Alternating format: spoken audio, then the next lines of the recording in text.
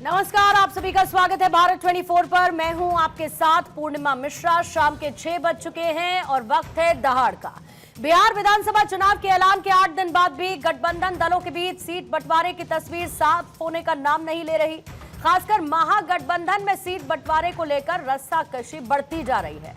हालात यह है कि एक दूसरे पर दबाव बनाने के लिए कोई लिस्ट जारी करने की खबरों को प्लांट कर रहा है तो कोई सिंबल ही बांट दे रहा है। जैसे कांग्रेस की तरफ से कहा जा रहा है कि अगर सीट बंटवारे पर विवाद ज्यादा गहराता है तो वो जल्द सीटों पर उम्मीदवारों का ऐलान कर देगी।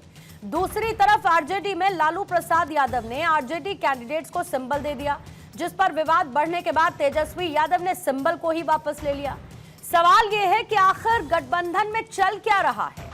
क्या जैसा मुकेश सहनी ने दिल्ली दौरे में उससे ठीक पहले कहा कि महागठबंधन अस्वस्थ है, अब दिल्ली जाकर ही उपचार होगा? क्या वो अब तक अपना इलाज नहीं कर पाए?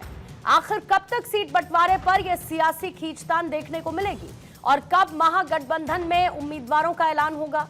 जबकि एनडीए में बीजेपी ने 71 सीटों पर उम्मीदवारों का ऐलान कर दिया। खबर यह भी है कि जेडीयू जल्द ही अपनी लिस्ट को जारी कर सकता है।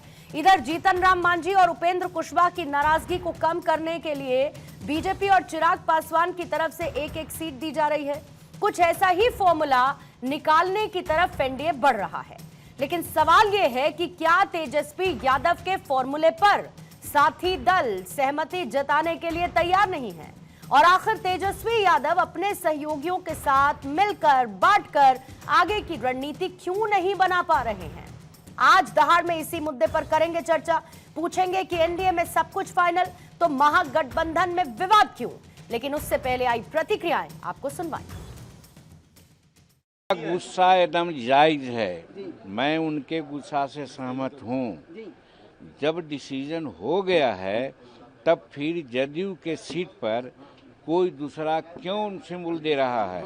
और हम उनसे सहमत होते हुए हम भी जो बोध गया से पार्टिकुलर नेता का जो सीट मिला है वहाँ और मखदूमपुर से जो सीट मिला है वहाँ भी हम अपना लोगों को सिंबल दे रहे हैं। यानी कि चिराग के उम्मीदवार के खिलाफ हम नाम नहीं जानते हैं, लेकिन हम नीतीश कुमार जी के स्टेप से सहमत होते हुए हम भी 2 जगह अपना सिंबल दे रहे हैं। महागठबंधन के साथ क्या है कि वो अंतर विरोधों से भरा हुआ गठबंधन है।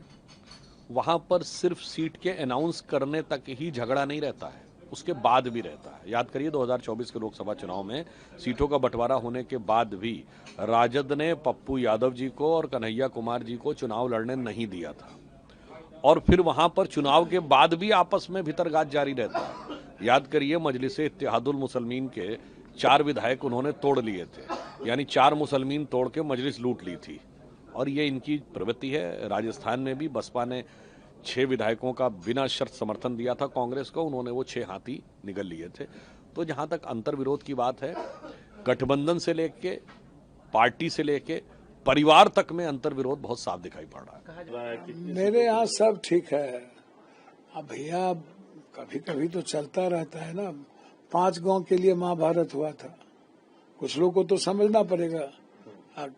खिखर भोटी से तो कोई कांग्रेस कभी दुनिया में, जब नरेंद्र मोदी जी कांग्रेस मुक्त कर रहे थे, कभी कभी कुछ लोग सपना देखने लगते हैं कांग्रेस मुक्त करने के लिए।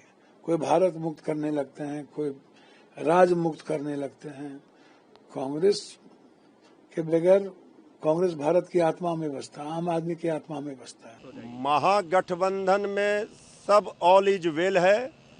किसी भी वक्त सीट शेयरिंग की घोषणा कर दी जाएगी। सीट बंटवारे पर अंतिम निर्णय हो चुका है, थोड़ा इंतजार कीजिए, किसी भी वक्त इसकी घोषणा हो जाएगी। महागठबंधन महामजबूती से चुनाव लड़ेगा और महाविजय करेगा।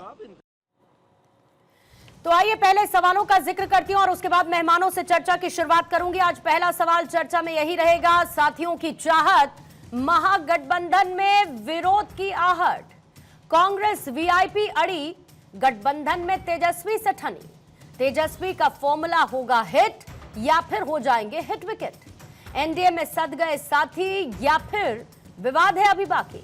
बीजेपी की लिस्ट में 71 नाम, किसे मौका और कौन चौंका?